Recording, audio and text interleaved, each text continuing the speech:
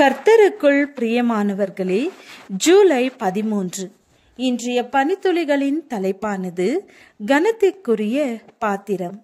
வசனம் 2 தீமோத்தேயு 2வது அதிகாரம் 20வது வசனம்.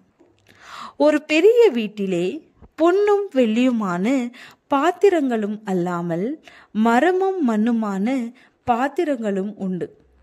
அவைகளில் சில கனத்திற்கும் சில கனவீனத்திற்கும் ஆனவைகள். 19ஆம் நூற்றாண்டின் இறுதியில் ஹென்றி மோர்காவ்ஸ் என்ற ஆங்கில சுவிசேஷகர் அமெரிக்காவில் நற்செய்தியை பிரசங்கிக்கும்படி பிரயாணம் மேற்கொண்டார். அப்படி பிரயாணம் செய்கிற பொழுது ஒருமுறை அவர் ஒரு பட்டணத்தின் மோசமான பகுதி வழியாக நடந்து கொண்டிருந்த போது ஒரு சிறு பையன் பால் கடையிலிருந்து பால் நிறைந்த பாத்திரத்தோடு வருவதை பார்த்தார். சிறிது நேரத்திற்குள் அந்த பையன் கால் தவறி கீழே விழுந்து அந்த பாத்திரம் உடைந்து பால் பாதையில் முழுவதும் சிந்தியது. மோர்காவ்ஸ் அந்த பையனுடைய அருகில் விரைந்து சென்று பார்த்தபோது அவன் உடம்பில் காயம் ஏற்படவில்லை. ஆனால் அவன் பயந்து கொண்டிருந்தான். எனது மாமா என்னை சாட்டையால் அடிப்பார் என கூறி அவன் அழுது கொண்டிருந்தான். பிரசங்கியார் உடைந்த பாத்திரத்தின் துண்டுகளை ஒன்றாக இணைக்க தீர்மானித்தார்.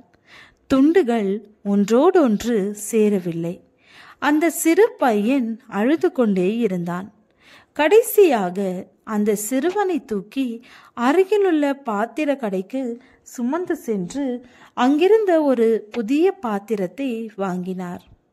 அதன் பிறகு பால் கடைக்கு சென்று அதில் பால் ஊற்றி நிரப்பினார். மோர்காவ்ஸ் அந்த சிறு பையனிடம் பாலை ஒப்படைத்துவிட்டு அவனிடம், இப்போது உனது மாமா உன்னை சாட்டையால் அடிப்பாரா என்றார். பெரிய புன்முறுவலோடு, இல்லை ஐயா, எனது மாமா அடிக்க மாட்டார். ஏற்கனவே இருந்த பாத்திரத்தை விட இப்போது இருக்கக்கூடிய பாத்திரம் சிறந்தது. முழுமையாக பால் நிரம்பி இருக்கிறது என்றான். எவ்வளவு அதிகமாக தேவனுடைய கிருபை நிரம்பி வழிகிறது. நமது பழைய சுபாவத்தை விட்டால் தேவன் நமக்கு புது வாழ்வையும் புது குணாதிசயங்களையும் தருவார். இவ்வுலகில் எதுவும் நம்மால் செய்ய முடியாததை தேவனுடைய கிருபை நமக்காக செய்திருக்கிறது. கிறிஸ்து என்கிற நமது பரமகுயவன் நம்மை எல்லா நற்கிரியைகளையும் செய்யும் நல்ல பாத்திரமாக வணிகிறார். அன்றியும் பாலியத்துக்குரிய இச்சைகளுக்கு நீ விலகி ஓடி சுத்த இருதயத்தோடு கர்த்தரை தொழுது கொள்ளுகிறவர்களுடனே நீதியையும் விசுவாசத்தையும் அன்பையும் சமாதானத்தையும் அடையும்படி நாடு.